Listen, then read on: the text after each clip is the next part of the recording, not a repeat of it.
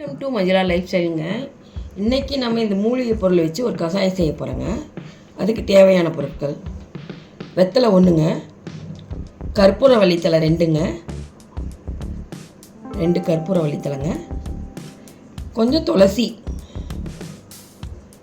மிளகு ஒரு 10-15-20 மிளகுங்க, கொஞ்சம் ஜீரகம் ஒரு 1/4 டீஸ்பூன் ஜீரகம். இதை வச்சு நம்ம ஒரு கஷாயம் செய்ய போகிறோங்க. பார்க்கலாங்க. இந்த கஷாயம் வந்து நீங்கள் சளி இரும்பல் இந்தமாரி இருக்கிறப்ப இதை வச்சு கொடுத்தீங்கன்னா அது கேட்கும். காய்ச்சல், சளி, இரும்பல் அந்த டைமில் வந்து நீங்கள் இதைமாரி வச்சு கொடுங்க. அதுக்கு இது கொடுக்கலாம். 1 டம்ளர் தண்ணி ஊற்றிக்கலாங்க.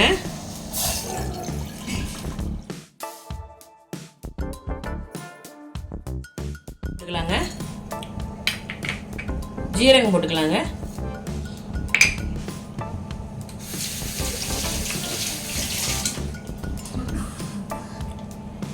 கற்பூர வள்ளித்தலை போட்டுக்கலாங்க.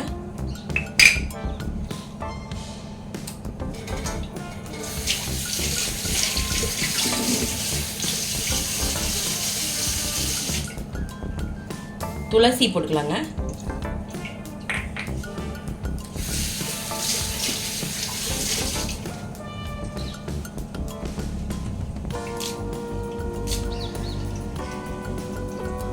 நான் வெத்தலை கிள்ளி வச்சிருக்கேன், போட்டுக்கலாங்க.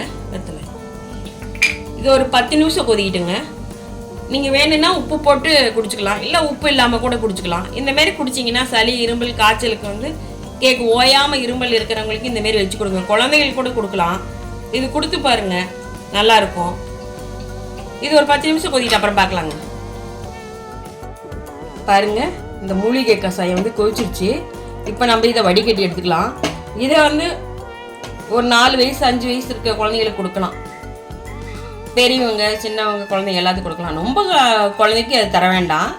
ஒரு 4-5 வயசு இருக்க குழந்தைங்களுக்கு நம்ம தரலாங்க. இது சளி, இரும்பல், காய்ச்சல் இருக்கிறப்ப கூட இந்தமாரி வச்சு கொடுத்தீங்கன்னா காய்ச்சல் குறையும். சளி, இரும்பலுக்குலாம் நல்லா கேட்குங்க. இந்தமாரி வச்சு கொடுத்து பாருங்களேன். வடிகட்டி எடுத்துக்கலாங்க.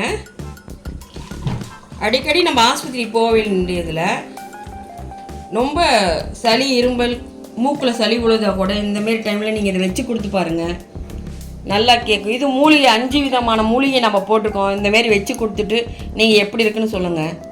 இதில் உப்பு கொஞ்சோண்டு மிளகு நம்ம போட்டுக்கோம், தேவையில்லை. லைட்டாக நம்ம வேணும்னா கொஞ்சோண்டு ஒரு சிட்டியை உப்பு போட்டுக்கலாங்க. உப்பு போட்டு நம்ம எல்லாம் சூடில், பெரியவங்களாக இருந்தால் நல்லா சூடு பொறுக்க குடிக்கலாம். குழந்தைங்களாக இருந்தால் கொஞ்சம் ஆற்றி 2 தடவை ஆற்றிட்டு கொஞ்சம் எல்லாம் சூடில் கொடுத்தீங்கன்னா நல்லா சளி, இரும்பல் எல்லாத்துக்குமே நல்லா கேட்குங்க. இந்தமாரி செஞ்சு கொடுத்துட்டு எப்படி இருக்குன்னு கமெண்ட்டில் சொல்லுங்கள்.